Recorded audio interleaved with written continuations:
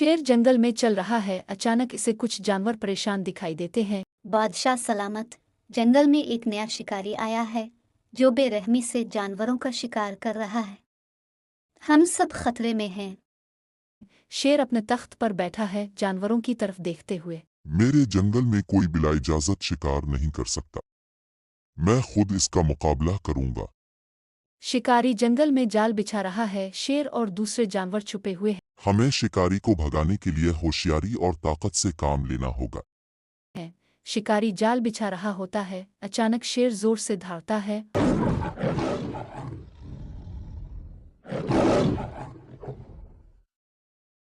और शिकारी पर हमला करता है। शिकारी खौफजदा होकर भाग जाता है और दोबारा कभी जंगल में नहीं आता।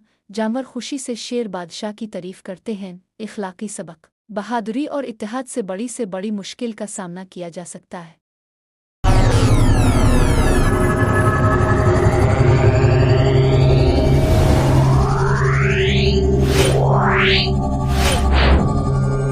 Yeah.